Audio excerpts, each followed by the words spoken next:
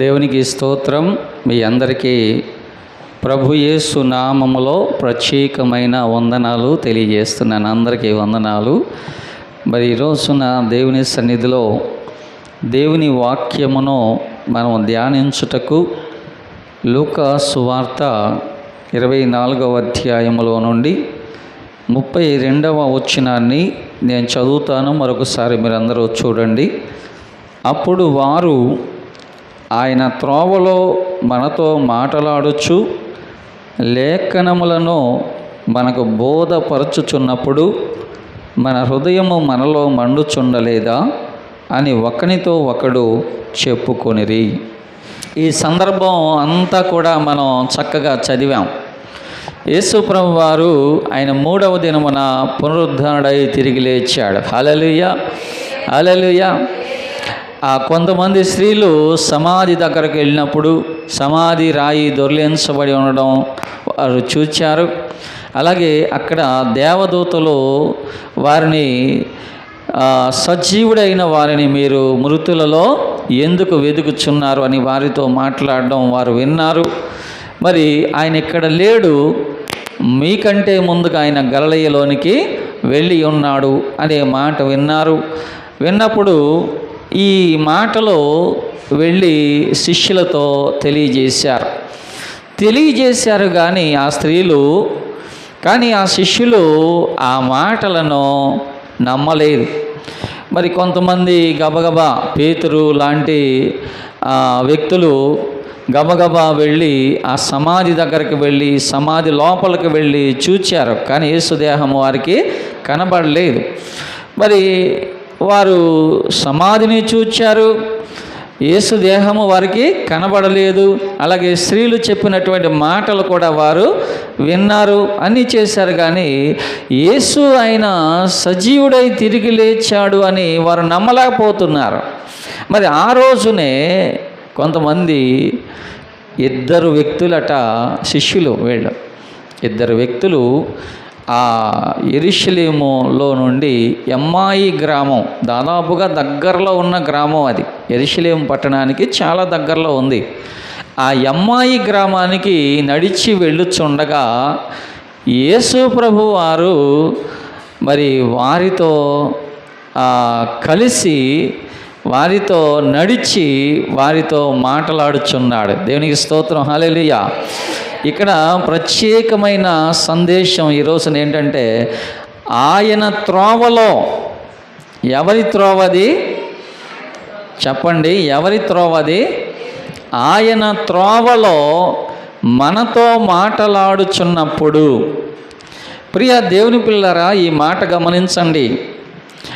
ఎవరైతే ప్రభు అయిన యేసుక్రీస్తు మార్గములో నడుస్తాడో, ఎవరైతే ప్రభువుతో కలిసి నడుస్తారో, ఎవరైతే ప్రభువుతో కలిసి జీవిస్తారో, ఎవరైతే ప్రభువుని వెంబడిస్తారో, వారి జీవితాల్లో దేవుడు అనుగ్రహించే కొన్ని ఆశీర్వాదాలు ఈరోజు మనం ధ్యానించబోతున్నాం. హల్లెలూయా.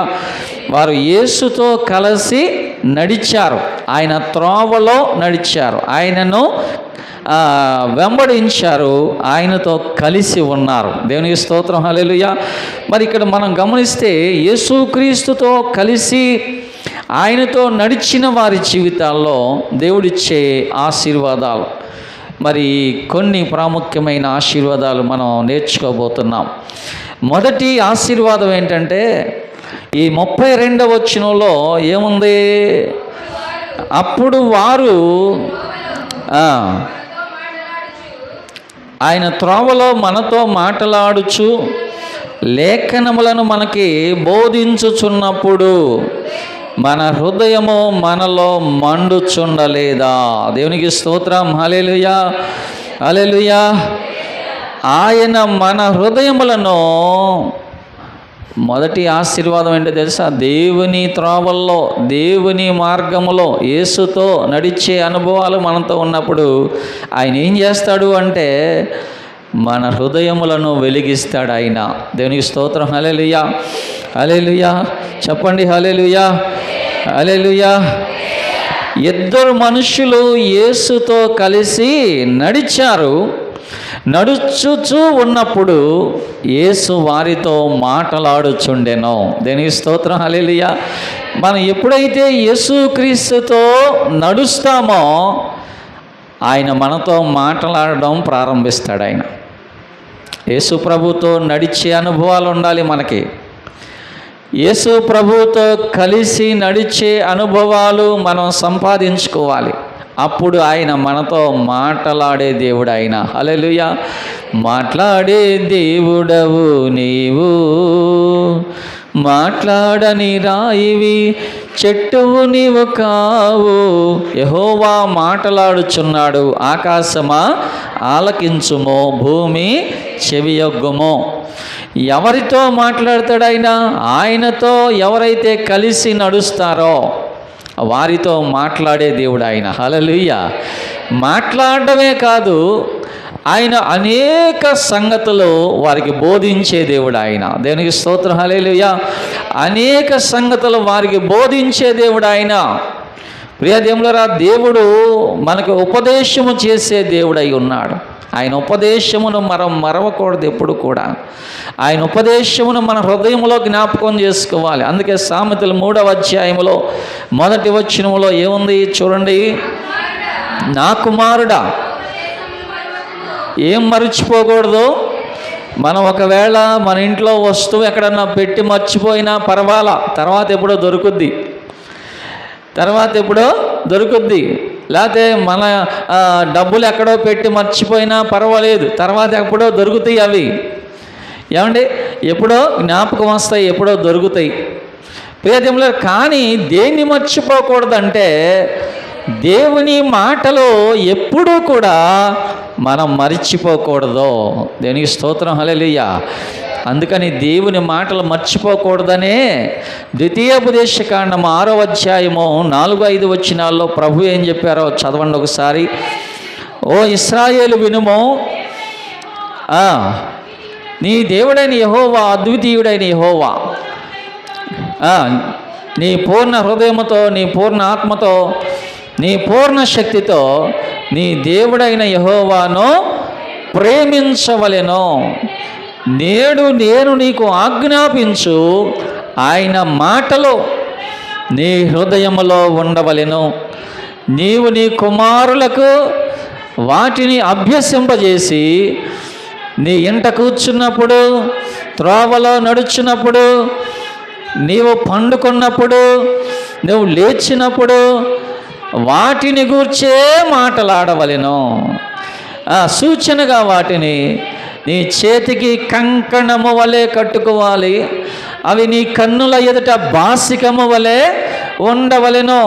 నీ ఇంటి ద్వారముల యొద్ద, నీ గవినుల మీదను వాటిని వ్రాయవలెను. దేవునికి స్తోత్రం చేయలేద్దాం. ఈ మాటలన్నీ ఎందుకు ప్రభు చెబుతున్నాడు తెలుసా? ఆయన ఉపదేశమును మరువకూడదు. నువ్వు బయటికి వెళ్ళినప్పుడు దేవుని వాక్యమే నీ హృదయంలో ఉండాలి. నువ్వు లోపలికి వచ్చినప్పుడు దేవుని వాక్యమే నీ హృదయంలో ఉండాలి. ఎందుకంటే ప్రియ దేవులారా, దేవుని వాక్యము మన హృదయములను వెలిగిస్తోంది. హల్లెలూయా. ఇదిగో ఈ ఇద్దరు మనుషులు అంటున్నారు, ఆయన త్రోవలో మనం నడిచినప్పుడు, ఆయన మనతో ఉన్నప్పుడు, మనతో మాటలాడుచున్నప్పుడు, ఆయన చెప్పే మాటలు మనం వింటున్నప్పుడు మన హృదయము మండుచుండలేదా?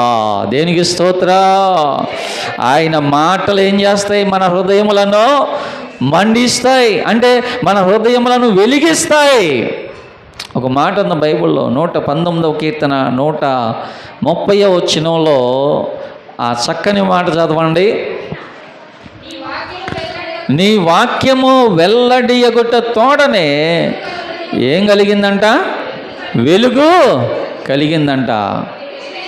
ఏమండి, ఒక్క మాట. ఆయన వాక్యము వెల్లడి అయినప్పుడు ఏం కలుగుతోంది? మరి ఆయన వాక్యం మన హృదయంలో ఉంటే మన హృదయాలు ఏమవుతాయి? వెలిగించబడతాయి. హల్లెలూయా. ఆ ఇద్దరు శిష్యులు అంటున్నారు, ఆయన త్రోవలో మనతో ఉన్నప్పుడు, మనతో మాట్లాడుచున్నప్పుడు, మనతో బోధిస్తున్నప్పుడు మన హృదయములో మండుచుండలేదా అంటే మన హృదయాలు ఆయన వెలిగించాడు. దేవునికి స్తోత్రం. మన హృదయాలను వెలిగించాడు. ప్రియ దేవులారా, వెలుగు మన హృదయాల్లోకి వచ్చింది, మన హృదయాలను వెలిగించింది. ఆయన మాటలు ఏం చేస్తాయి? మన హృదయములను వెలిగిస్తాయి. ఆయన మాటలు మన జీవితాలను వెలిగిస్తాయి. ఆయన మాటలు మన యొక్క మనస్సులను వెలిగిస్తాయి. హల్లెలూయా. ఎప్పుడైతే వెలుగు మన జీవితాల్లోకి వస్తుందో, వెలుగు ఏం చేస్తుందో తెలుసా? మనలో ఉన్న చీకటి అంతా చెప్పరే. అందుకే దావీదు ఏమన్నాడు? నా దీపమును వెలిగించువాడవు నీవే. దేవుడైన యెహోవా నా చీకటిని వెలుగుగా మార్చును. Praise the Lord. హల్లెలూయా. మనం వెలుగుగా మారాలి అంటే, మన జీవితాలు వెలిగించబడాలి అంటే, అనేకులకు వెలుగుగా మనం ఉండాలంటే ఆయన ఉపదేశము మన జీవితాల్లో మనం అంగీకరించాలి. ఆయనతో కలిసి నడిచే అనుభవాలు మనతో ఉన్నప్పుడు ఆయన మనతో మాట్లాడతాడు, మనకు ఉపదేశిస్తాడు, ఆయన సంగతులన్నీ కూడా మనకి బోధిస్తాడు. దేవునికి స్తోత్రం. హల్లెలూయా, హల్లెలూయా. ప్రియ దేవులారా, మనం వెలుగుగా చేస్తాడు ఆయన. మనలను వెలుగుగా చేస్తాడు. వెలుగుగా చేసినప్పుడు మనం అనేకులకు వెలుగిచ్చు వారముగా మనం ఉంటాం. ఎప్పుడండి? ఆయన ఉపదేశము మన హృదయములలోకి వచ్చినప్పుడు, మన హృదయాలు వెలిగించబడినప్పుడు, ఆ హృదయాలు ఎప్పుడైతే వెలిగించబడతాయో, మన జీవితాలు ఎప్పుడైతే వెలిగించబడతాయో, దేవుడు ఏం చేస్తాడు? మళ్ళీ అనేకులకు వెలుగుగా చేస్తాడు. ఆయన మనల్ని చేస్తాడని. వెలుగేం చేస్తుంది? ఏమండి? వెలుగేం చేస్తుంది? సరైన మార్గములో నడిపిస్తోంది. వెలుగేం చేస్తుంది? ఇతరులను కూడా ఆ మార్గంలో నడిపిస్తోంది. హల్లెలూయా. ఆయన మన దీపములను వెలిగించి మన చీకటిని తొలగించి మనను వెలిగించే దేవుడు ఆయన. ఇదిగో మొదటి ఆశీర్వాదం ఏంటో తెలుసా? ఆయనతో మనం కలిసి నడిచినప్పుడు ఆయన మనతో మాట్లాడతాడు, మనకి బోధిస్తాడు. ఎప్పుడైతే ఆయన బోధిస్తాడో, మాట్లాడతాడో, మన హృదయాలు వెలిగించబడతాయి. ప్రియదేవుడు, దేవుని మాట లేకోకుండా మన హృదయాలు ఎలా వెలిగించబడతాయి? మనం ఆలోచిద్దామా ఒకసారి? దేవుని మాటలు లేకుండా, దేవుని ఉపదేశం మన జీవితంలో, మన హృదయంలో చోటు లేకుండా, దేవుని మాటకి మన హృదయాలు ఎలా వెలిగించబడతాయండి? ఎలా వెలిగించబడతాయి? లేదు లేదు లేదు, ఎలాగూ వెలిగించబడవు. మరి ఎలా వెలిగించబడతాయి? వాక్యం ఏమని సెలవిస్తుంది? ఆయన వాక్యము వెల్లడి అగుట తోడనే వెలుగు కలిగెను. దేవునికి స్తోత్రం. మన కుటుంబాలు వెలిగించబడాలన్నా, మన జీవితాలు వెలిగించబడాలన్నా, మన హృదయాలు వెలిగించబడాలన్నా, ఆ వెలుగు మన జీవితాల్లో మనల్ని నడిపించాలన్నా, మనం ఆయనతో కలిసి నడిచే అనుభవాల్లో ఉండాలి మనం. హల్లెలూయా, హల్లెలూయా. ఎవరితో వెళ్ళాలి మనం? యేసుతో. మనం యేసుతో నడిచినప్పుడు మన జీవితాల్లో ఎంత సంతోషం, ఎంత వెలుగు అనేది మనం అర్థం చేసుకుందాం. హల్లెలూయా. ఇక రెండవ ఆశీర్వాదం ఏంటో తెలుసా? రెండవ ఆశీర్వాదం ఏంటంటే ఆయన మనలను ధైర్యపరిచే దేవుడై ఉన్నాడు. హల్లెలూయా. ఎప్పుడైతే ఆయనతో మనం నడుస్తూ ఉంటామో, ఎప్పుడైతే ఆయన మార్గములో మనం నడుస్తూ ఉంటామో, దేవుడు మనలను ధైర్యపరిచే దేవుడై ఉన్నాడు. ఈ ఆత్మీయ సత్యం మనకి అపోస్తల కార్యముల గ్రంథము 4వ అధ్యాయము 13వ వచనములో మనం చూడగలుగుతాం. చూడండి.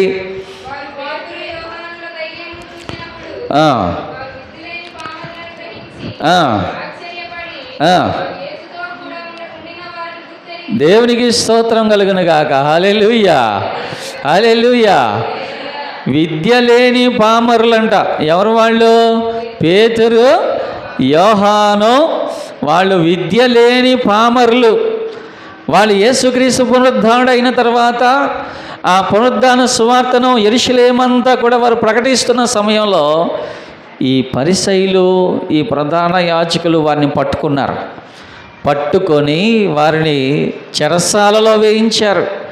వారిని తీసుకొచ్చి నిలబెట్టారు. అందరూ కూడాను వారిని శిక్షించడానికి మధ్యలో నిలబెట్టారు.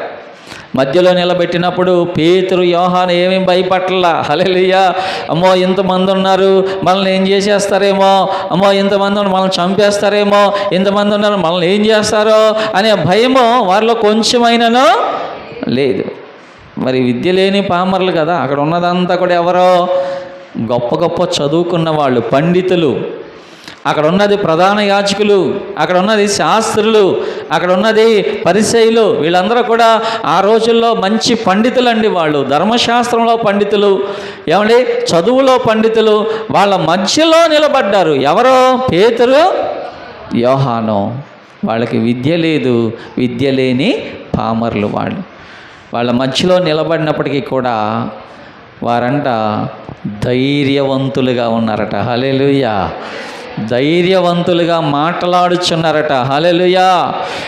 వారు మాట్లాడుచు ఉన్నప్పుడు వారి ధైర్యాన్ని చూసి వాళ్ళు అనుకుంటున్నారు, అరే వీళ్ళు విద్య లేని పామరులు కదా, వీళ్ళల్లో ఇంత ధైర్యము ఎక్కడి నుంచి వచ్చింది? వీరు యేసుతో కూడా ఎవరు వాళ్ళు అండి? చేపలు పట్టేవారు, విద్య లేని వారు. అయినా సరే వారు ఎవరితో ఉన్నారు? యేసుతో ఉన్నారు. హల్లెలూయా. యేసుతో ఉన్నారు, యేసు మాటలు విన్నారు, యేసు బోధలు విన్నారు. వారి జీవితాలలో ధైర్యవంతులయ్యారు. దేవునికి స్తోత్రం. హల్లెలూయా. నిజంగా మన జీవితాల్లో కూడా యేసు ప్రభువుతో మనం కలిసి నడిచినప్పుడు మన జీవితాల్లో మనల్ని భయపెట్టే ప్రతి విషయంలో కూడా దేవుడు మనల్ని ధైర్యపరుస్తూనే ఉంటాడు. హల్లెలూయా. ఏ విషయాలు నిన్ను భయపెడుతున్నాయో, చాలా భయాలు ఉంటాయి మనిషికి, చాలా భయాలు ఉంటాయి. ఏమండి, ఒక భయం కాదు, ఉద్యోగ భయాలు, అనారోగ్య భయాలు, కుటుంబంలో భయాలు. మన కుటుంబంలో అందరం కలిసి ఉన్నట్టుగానే ఉంటుంది, కానీ అయినా భయమే.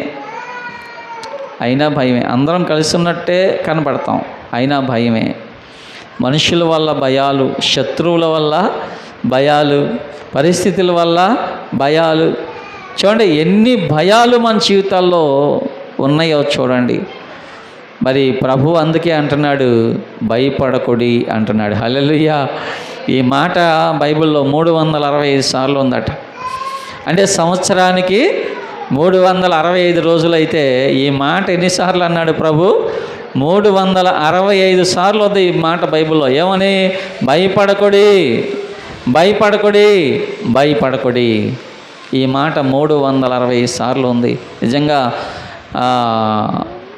తన యొక్క ఆస్తిని, తన యొక్క భార్యలను,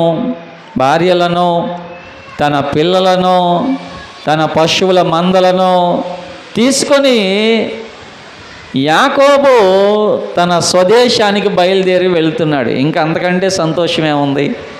ఏమంటే మేనమామ దగ్గరికి వెళ్ళాడు, పాపం ఎట్టగొట్ట కష్టపడ్డాడు, ఆస్తిని సంపాదించుకున్నాడు, భార్యలను సంపాదించుకున్నాడు, అలాగే దాసదాసీలను సంపాదించుకున్నాడు, అలాగే గొర్రెలను గొడ్లను సంపాదించుకున్నాడు, ఆస్తిపాస్తులు సంపాదించుకున్నాడు. ఇక తిరిగి నా తండ్రి దేశానికి నేను వెళ్ళిపోతాను, నా తండ్రి ఇంటికి వెళ్ళిపోతాను, ఇక నేను ఈ దేశంలో నేను ఉండను అని చెప్పి తన తండ్రి ఇంటికి బయలుదేరి వెళుతున్నాడు. ఇక యాకోబు మనసంతా కూడా సంతోషం.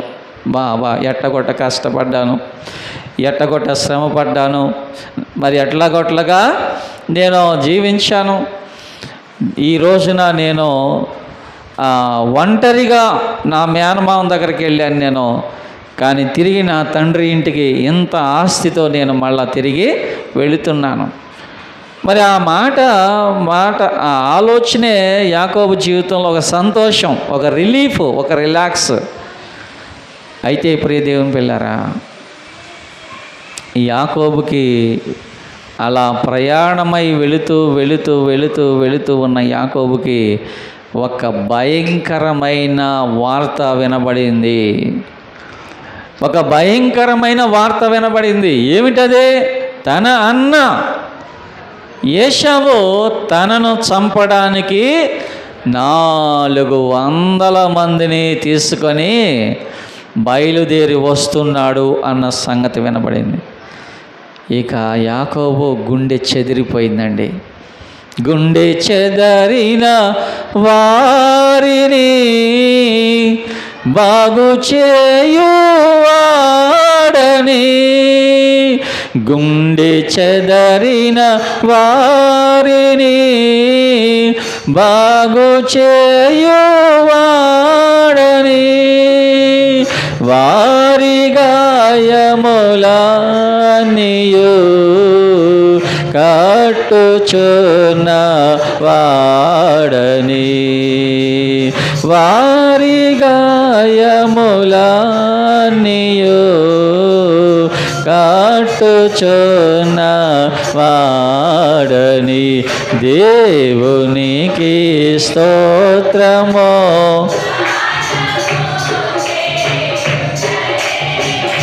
మంచిది మన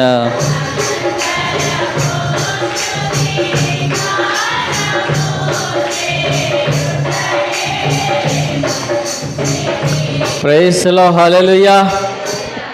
యాకోబు భయపడిపోయాడు. తన సొంత అన్న తనను చంపడానికి వస్తున్నాడు. 400 మందిని తీసుకొస్తున్నాడు. ఏమండి, యాకోబు భయపడిపోయాడు. యాకోబు దిగులు పడిపోయాడు. ఇక దేవుని పాదాలు పట్టుకుంటున్నాడు. అయ్యా, నీవు తప్ప నాకు దిక్కు లేదయ్యా, నువ్వు తప్ప నాకు దిక్కు లేదు. నేను ఎప్పుడు వరకు అనుకున్నాను నాకే భయం లేదు, ఇక నేను ఆస్తి సంపాదించుకున్నాను, నేను తిరిగి తండ్రి ఇంటికి వెళ్ళిపోతున్నాను, నా దేశానికి వెళ్ళిపోతున్నాను, నాకు ఇక భయం ఏమీ లేదనుకున్నాను. కానీ ప్రభువా, నాకు కలిగిన భయములన్నిటిలో తప్పించువాడవు నీవే. దేవునికి స్తోత్రం, హల్లెలూయా. యెహోవా మనకు ఆశ్రయమును దుర్గమునై ఉన్నాడు. ఆపత్కాలమున ఆయన నమ్ముకొనదగిన సహాయకుడై ఉన్నాడు. దేవునికి స్తోత్రం, హల్లెలూయా, హల్లెలూయా. దేవుని పాదాలు పట్టుకున్నప్పుడు దేవుడు యాకోబుని ఇశ్రాయేలుగా దీవించాడు ఆయన. హల్లెలూయా. ఏ అన్న అయితే చంపడానికి వచ్చాడో, ఏ అన్న అయితే కత్తులు తీసుకొని బయలుదేరి వచ్చాడో, అదే అన్న యాకోబు మీద పడి యాకోబును కౌగిలించుకొని యాకోబు మెడ మీద ముద్దు పెట్టుకొని ఏడుస్తున్నాడు. హల్లెలూయా, హల్లెలూయా. యాకోబును దేవుడు దీవించాడు, ఇశ్రాయేలుగా మార్చాడు. ప్రియ దేవులారా, భయములన్నీ కూడా తొలగించే దేవుడు అయి ఉన్నాడు, ధైర్యపరిచే దేవుడు ఆయన. హల్లెలూయా.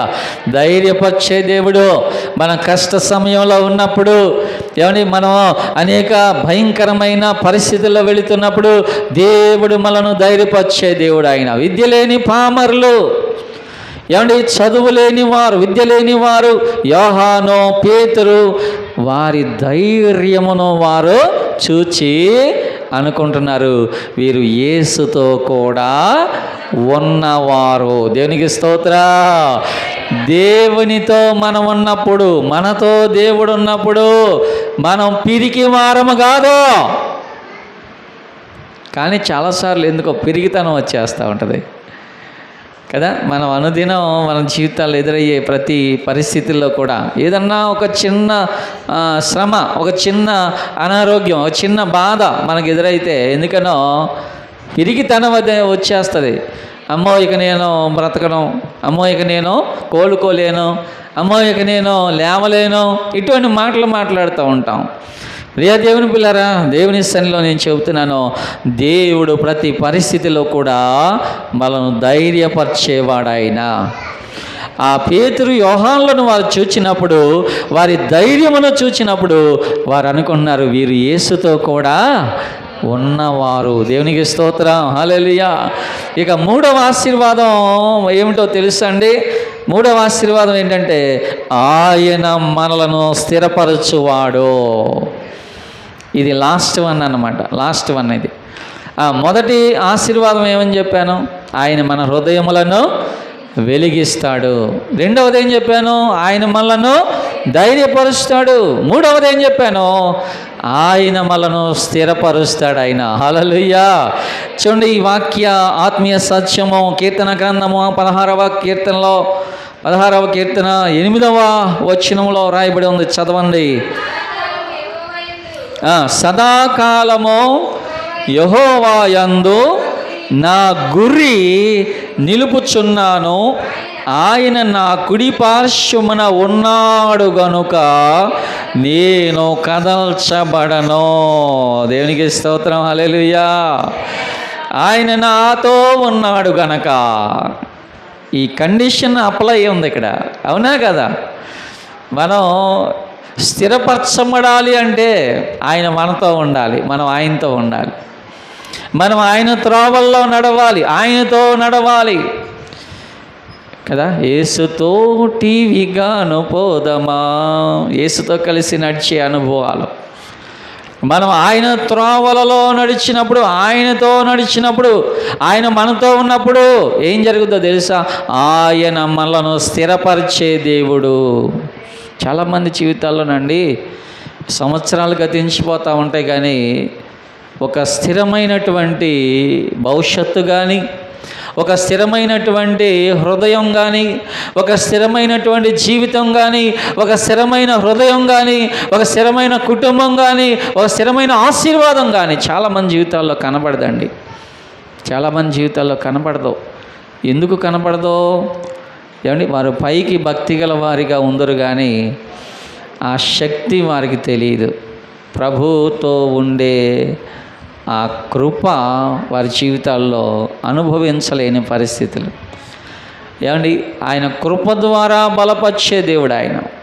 ప్రభా, క్రీస్తు యేసునందున్న కృప ద్వారా నీవు బలవంతుడవు కమ్ము. ఆ కృప నిన్ను బలపరుస్తోంది కదా. ఇక్కడ మన మూడవ ఆశీర్వాదం ఏంటంటే ఆయన మనలను స్థిరపరిచే దేవుడు. ఆయన మనల్ని స్థిరపరిచే దేవుడు. ఆయన మనలను స్థిరపరిచే దేవుడు ఆయన. అందుకని ఇక్కడ దావీదు భక్తుడు ఏమన్నాడు? సదాకాలము యెహోవా యందే నా గురి. మన గురి ఎవరి మీద ఉండాలండి? మన గురి ఎవరి మీద ఉండాలి? మన గురి ఆయన మీదే ఉండాలి. మన మైండ్ ఆయన మీదే ఉండాలి. మన హృదయం ఆయన మీదే ఉండాలి. సదాకాలము నేను యెహోవా యందు నా గురి నిలుపుచున్నాను. అపోస్తలుడైన పౌలు అంటాడు, నేను గురి యొద్దకే పరిగెత్తుచున్నాను. గురి యొద్దకే వెళ్ళేటప్పుడు మధ్య మధ్యలో ఏవో మనకు ఆటంకాలు ఎదురవుతూ ఉంటాయి కదండి. ఆటంకాలు ఒక పరుగు పందెం జరుగుతూ ఉన్నప్పుడు ఆ పరుగు పందెంలో పరిగెత్తేవాడు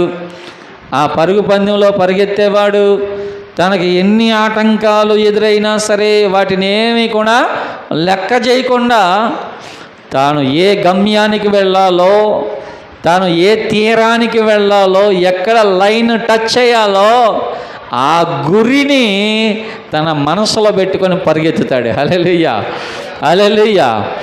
మధ్యలో చిన్న చిన్న ఆటంకాలు వస్తాయి.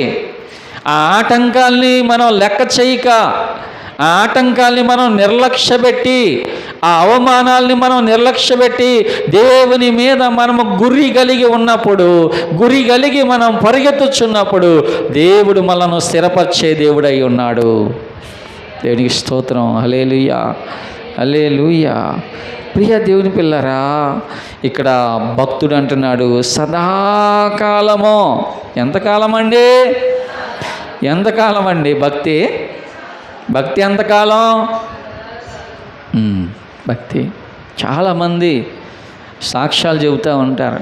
జనవరి 1కో లేకపోతే ఇంకోసారి సాక్ష్యాలు చెబుతూ ఉంటారు. ఏమనంటే అసలు ఈ సంవత్సరం 2024 సంవత్సరం నేను ఒక్కరోజు కూడా దేవుని మందిరం మానకూడదు అని నేను తీర్మానం చేసుకున్నాను అంటారు. ఈ సంవత్సరం నేను ఒక్కరోజు కూడా నేను దేవుని విడిచిపెట్టకూడదు అని తీర్మానం చేసుకున్నాను. ఇక రెండో రోజు ఆ తీర్మానాలు మర్చిపోతారు. ఆ రెండో రోజు తాము ఏం చెప్పామో కూడా మర్చిపోతారు. అరే ఇంతమంది ఉన్నారు కదా, ఏమన్నా అనుకుంటారేమో అనే సంగతి కూడా మర్చిపోతారు. గుడి లేదు, దేవుడు లేదు, ఆరాధన లేదు, వాక్యం లేదు. ప్రియ దేవులరా, ఎంతకాలమో మనం దేవుని మీద మన గురి నిలుపుకోవాలంటే సదాకాలము, హల్లెలూయా, సదాకాలము జీవించేదను యేసయ్యా, సదాకాలము నీతో నేను జీవించేదను యేసయ్యా, యేసయ్యా, యేసయ్యా, యేసయ్యా, యేసయ్యా, యేసయ్యా, యేసయ్యా, యేసయ్యా, యేసయ్యా, సదాకాలము నీతో నేను జీవించేదను యేసయ్యా. మనము సదాకాలము అంటే ఏమండి, మన గురి వినండి, మన గురి మనకి ఎంత క్లిష్టమైన పరిస్థితి మనకు ఎదురొచ్చినా సరే మన గురి ఆయన మీదే ఉండాలి. హల్లెలూయా. మన మైండ్ ఆయన వైపే ఉండాలి, మన మనస్సు ఆయన వైపే ఉండాలి, మన హృదయము ఆయన వైపే ఉండాలి. ఎన్ని సమస్యలు వచ్చినా సరే గురి యొద్దకే నేను పరిగెత్తుచున్నాను. గురి లేని జీవితం ఎటువైపు వెళ్తుందో ఎవరో చెప్పలేరు, అవునా? గురి లేని జీవితం ఎటువైపు వెళ్తుందో ఎవరో చెప్పలేరు. అది ఎలా ఉంటుందంటే గాలివానకు కొట్టబడి అటు ఇటు ఊగే పడవలాగా ఉంటుంది. అది అంటే ఆ గాలి ఎటు వస్తే అటు తోసుకెళ్ళిపోతూ ఉంటుంది. ఆ గాలి ఎటువైపు త్రిప్పితే ఆ పడవటు తోసుకెళ్ళిపోతూ ఉంటుంది. దానికి ఒక గురి లేదు, ఒక గమ్యం లేదు, ఏమీ లేదు. గాలి ఎటు వస్తే అటు కొట్టుకెళ్ళిపోతూ ఉంటుంది, అంతే. మన జీవితాలు అలా ఉండకూడదు. హల్లెలూయా. ఎంత గాలి వచ్చినా, పెనుగాలి వచ్చినా, సుడిగాలి వచ్చినా, తుఫాన్ వచ్చినా, ఎన్ని భయంకరమైన గాలులు మన జీవితాల్లో వచ్చినా సరే మన గురి ఆయన వైపే ఉండాలి. దేవునికి స్తోత్రం, హల్లెలూయా. మన పయనం ఆయన వైపే ఉండాలి. దేవునికి స్తోత్రం. మన ప్రయాణము ఆయన వైపే ఉండాలి. ఉన్నప్పుడు ఆయన ఏం చేస్తాడు? మనను స్థిరపరచే దేవుడై ఉన్నాడు. ఆయన స్థిరపరుస్తాడు మన జీవితాలు. ఆయన బాగు చేస్తాడు మన జీవితాలని. ఆయన ఆశీర్వదిస్తాడు మన జీవితాల్ని అభివృద్ధి పదంలోకి ఆయన నడిపిస్తాడు. చూడండి, ఉజ్జియా గురించి ఒక మాట ఉన్న బైబిల్లో, తీయొద్దు కానీ, ఉజ్జియా యెహోవాను ఆశ్రయించినంత కాలము దేవుడు అతన్ని వర్ధిల్ల చేసెను. ఈ ఒక్క మాట ఎంత బాగుందో చూడండి. హల్లెలూయా. బాగుందా, బాగాలేదా? బాగుందా? మరి యెహోవాను ఆశ్రయించినంత కాలము కూడా వర్ధిల్లుతూనే ఉన్నాడు, దీవించబడుతూనే ఉన్నాడు, ఆశీర్వదించబడుతూనే ఉన్నాడు, అభివృద్ధిలోకి వస్తూనే ఉన్నాడు. అంటే మనం దేవుణ్ణి ఎప్పుడైతే ఆయన సన్నిధిని మనం ఆశ్రయించామో, ఏమండి, ఆయన త్రోవల్లో ఎప్పుడైతే మనం ఆయనతో కలిసి నడుస్తున్నామో, ఆయనను వెంబడిస్తున్నామో, దేవుడు మనల్ని ఏం చేస్తాడు? వర్ధిల్ల చేస్తాడు, స్థిరపరుస్తాడు, ఆశీర్వదిస్తాడు ఆయన. ఇక్కడ మనం గమనిస్తే యమ్మాయి గ్రామంలో వారు వెళుచు ఉన్నటువంటి త్రోవలో యేసు వారితో ఉన్నాడు, వారు యేసుతో ఉన్నారు. హల్లెలూయా. ఆయనతో కలిసి నడుస్తున్నారు. ఆ సందర్భం వేరే ఉంది, కానీ ఆ సందర్భాన్ని పక్కన పెట్టి నేను ఆయనతో నడిస్తే కలిగే ఆశీర్వాదాలు ఏంటో చెబుతున్నాను నేను. ఆయన త్రోవల్లో నడిస్తే మనకు వచ్చే ఆశీర్వాదాలు ఏంటి? ఒకటి చెప్పండి, ఆయన మన హృదయములను వెలిగిస్తాడు, మనలను వెలుగుగా చేస్తాడు. మనను వెలుగుగా చేస్తాడు. వారు అంటున్నారు కదా, ఆయన త్రోవలో మనతో మాట్లాడుచున్నప్పుడు మన హృదయములో మండుచుండలేదా? దేవుడు నీతో మాట్లాడేటప్పుడు నీ హృదయాలు వెలిగించబడతాయి, మన హృదయాలు వెలిగించబడతాయి. అలాగే రెండవదిగా మనం చూస్తే ఆయన మనను ధైర్యపరిచేవాడు, ధైర్యపరుస్తాడు. విద్య లేని పామరులు ధైర్యముగా నిలబడినప్పుడు ఆ ప్రధాన యాజకులు అనుకుంటున్నారు, ఇంత ధైర్యము వీరికి ఎలా వచ్చింది? వీరు యేసుతో కూడా ఉన్నవారు. అదే వారి ధైర్యం. హల్లెలూయా, అదే వారి ధైర్యం. ఇక మూడవది, ఆయన మనలను స్థిరపరిచే దేవుడు. ఎలా స్థిరపరుస్తాడు? ఆయన నా కుడి పార్శ్వమున ఉన్నాడు గనక నేను కదల్చబడను. దేవునికి స్తోత్రం, హల్లెలూయా. నేను కదల్చబడను, నా ప్రక్కనే ఉన్నాడు దేవుడు. నేను చిన్నదానికి పెద్దదానికి నేనేమి భయపడిపోయి పారిపోయే పరిస్థితి లేదు. ఎందుకు? ఆయన నా ప్రక్కనే ఉన్నాడు, నేను కదల్చబడను. దేవునికి స్తోత్రం. యెహోవా యందు నమ్మిక ఉంచువారు చెప్పండి, సియోను కొండవలే. దేవునికి స్తోత్రం, హల్లెలూయా. ఏమని? యెహోవా యందు నమ్మిక ఉంచువారు కదలక నిత్యము నిలుచు సియోను కొండవలే ఉందురు. యెరూషలేము చుట్టూ పర్వతములు ఉన్నట్లు యెహోవా ఇది మొదలుకొని తన ప్రజల చుట్టూ ఉండును. దేవునికి స్తోత్రం, హల్లెలూయా, హల్లెలూయా. కదలకుందును సియోను కొండవలే. ఎంత చక్కగా ఉంది ఆ పాట కదండి. అంటే ఆ కొండ ఎన్ని తుఫాన్లు రాని, సునామీలే రాని, ఎన్ని తుఫాన్లు ఎదురైనా, ఎన్ని పరిస్థితులు ఎదురైనా ఆ కొండ అక్కడే ఎలా ఉంటుందో మన జీవితాలు కూడా ఆయన కదలనీయకుండా స్థిరపరిచే దేవుడు ఆయన. మనం చేయాల్సింది ఏంటో తెలుసా?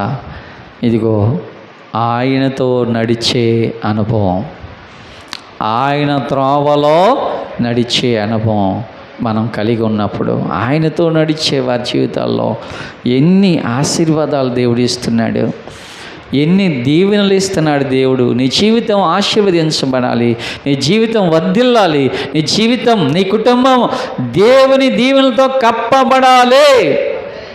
నువ్వు ఆయనతో ఉండాలి, ఆయన నీతో ఉండాలి. దేవునికి స్తోత్రం, హల్లెలూయా. దేవుడి కొద్ది మాటలు దీవించునుగాక. ఆమేన్. తల వంచండి, ప్రార్థన చేసుకుందాం. చిన్న ప్రార్థన.